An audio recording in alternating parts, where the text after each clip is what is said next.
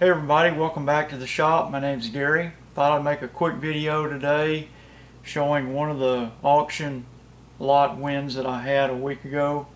It's a little K.O. Lee tool and cutter grinder, very similar to the one that you've seen Steve Summers learning to use, and I've been binge watching his channel, rewatching the videos. You know, the first time through, if you don't have one of these, they're interesting, very interesting, but now it's very, very interesting to me to go back and see all the features and all the things he learned on his to save me some time and effort, I hope.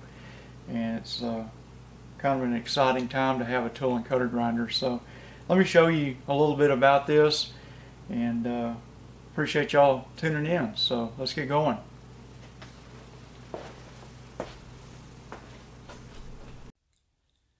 This is the K.O. Lee tool and cutter grinder that I won at auction last week, and I've started cleaning it a little bit, trying to move stuff around, make room for it in the shop. You can see I've still got it choked up, ready to lift it off the mobile cart.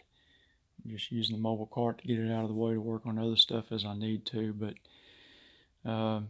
I've been binge watching or re-watching a lot of Steve Summers videos about his K.O. Lee tool and cutter grinder, and I want to show you a couple of things that I noticed right off that are different between ours.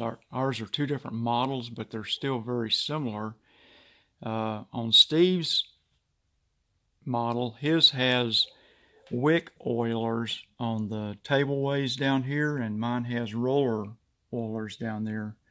You see little oil reservoirs, and the rollers, all the springs are still intact. Sometimes you'll see that the springs have worn through or broken on a lot of the older equipment, but these are still intact, look like they're in good shape.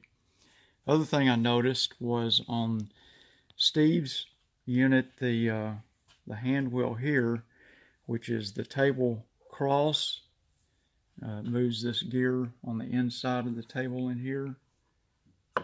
Push it in, it'll engage it. On his, it has a planetary gear built into his hand wheel. I think it's out here on the outside.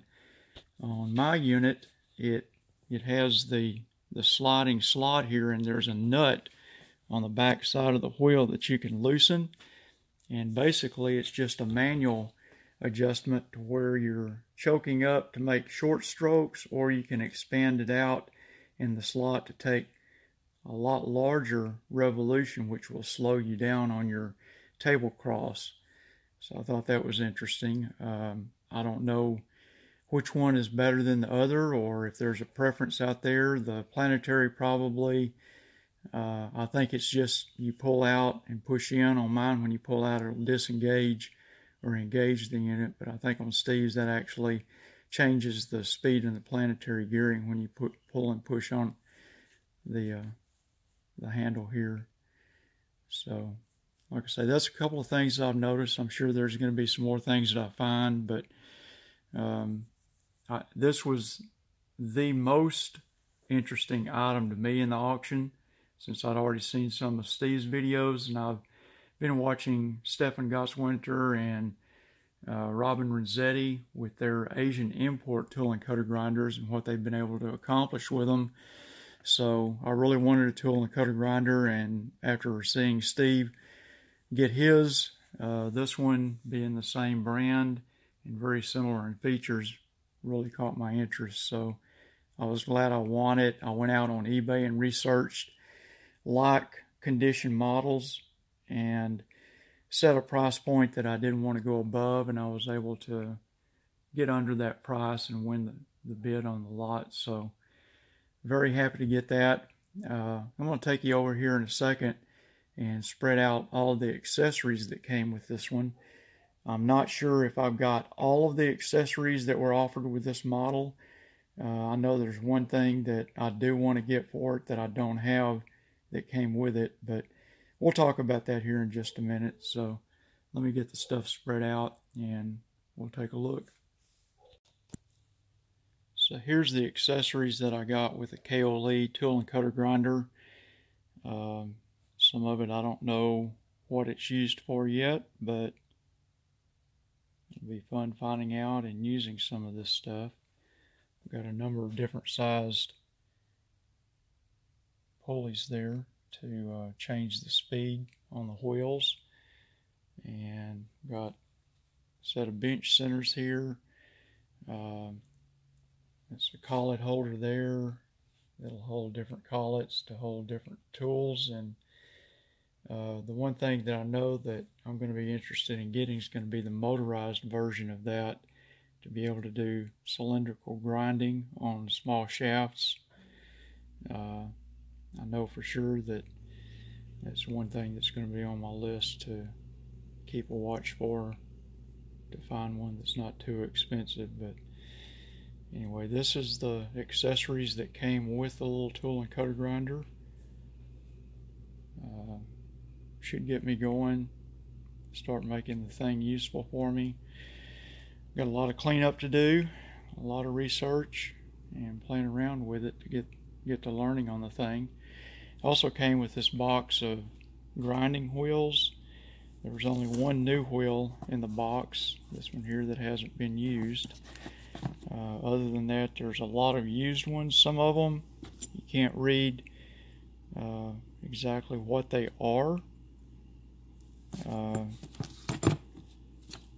Like this one, the back side still has enough of the blotter paper on it that you can read and see what it is. So give us something to play with and start learning with anyway, without spending extra money yet. And there's a lot of these that don't have any information on them to tell us what they are. This looks like just a green silicon carbide wheel here. There were a couple extra blotter papers. If you start getting into grinding and these papers come off the wheel, don't throw them away. You need these. They're very important to be able to grip onto the wheel with your wheel hubs. So hang on to these. Also, they have your information about the wheel printed on them as well. So don't throw those out if they come loose from your wheels. Another thing that happened to be in this box with the grinding wheels is this Crucible reference manual here. And it was in under the tool and cutter grinder, but what's interesting, it's got a whole lot of information about heat treating, tempering, and annealing in here. Trying to find a page or two in here with it. It's just got a ton of information in here about the care and use of the different tool steels that Crucible provided. Yeah, there's a lot of information right there.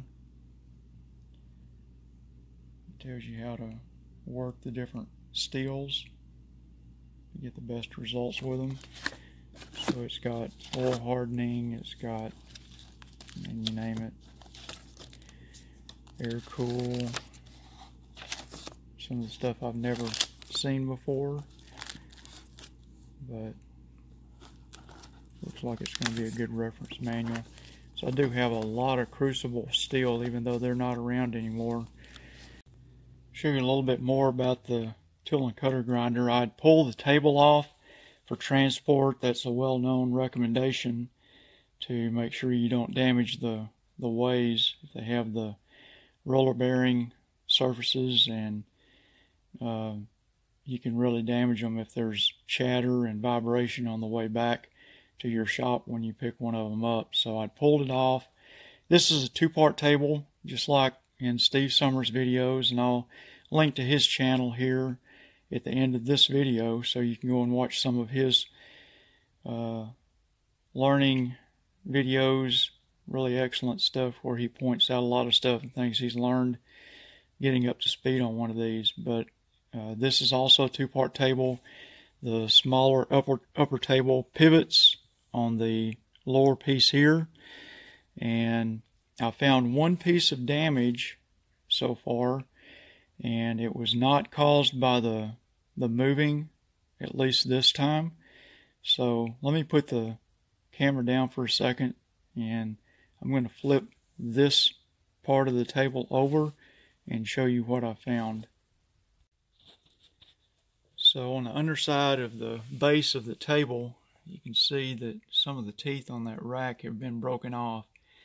And I know it didn't happen on the transport over to my shop because I pulled the table and hand carried and put it in the back floorboard of my truck on a rubber floor mat. So that was previously damaged. I have not tried to run the table back and forth to full travel to see what kind of an issue that's going to be. It's probably an issue, and I have not measured this rack to see if it's a stock item somewhere like McMaster-Carr. We may just wind up cutting one to replace that with, because it does have, it looks like 3 screws holding it down. So it appears to be replaceable there. So far that's the only damage that I've found to the little tool and cutter grinder. Hopefully I don't find anything else, but that's not a huge thing right there. The upper table has staining. You can see where one of the fixtures sat on the end of the table there for a long period of time, so that part of the table was somewhat protected, but I don't know if you can see it in the light or not, but there's some chatter marks that are probably 2 to 3 thousandths deep right there. It's like something with a sharp edge just tapped on it. Can't imagine what that would be, but that's going to have to be corrected. And there's some pitting here, which is kind of a motley mottled color. So it's got high spots, but then the darker gray or low spots down in there. So this needs to be ground. Could take it to the mill and mill it off if I trusted my Bridgeport to be super accurate, but I don't. So I think this needs to be ground down.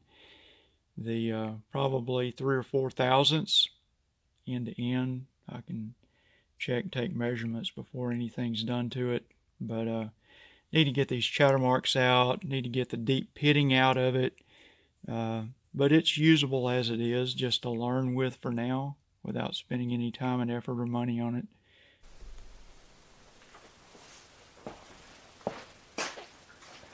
So that's the end of our short intro to the tool and cutter grinder score I got at the auction. That was an online only bid auction that was somewhat local. It was only 30 miles away, so got a good price on it. Had to pay the buyer's premium and the sales tax, but I was able to run over and pick it up with some great help from Justin over at The Good of the Land. Check out his channel if you haven't already. And if you haven't subscribed to my channel, please do so. Share this video, hit the thumbs up for like, and I appreciate y'all watching. See you next time.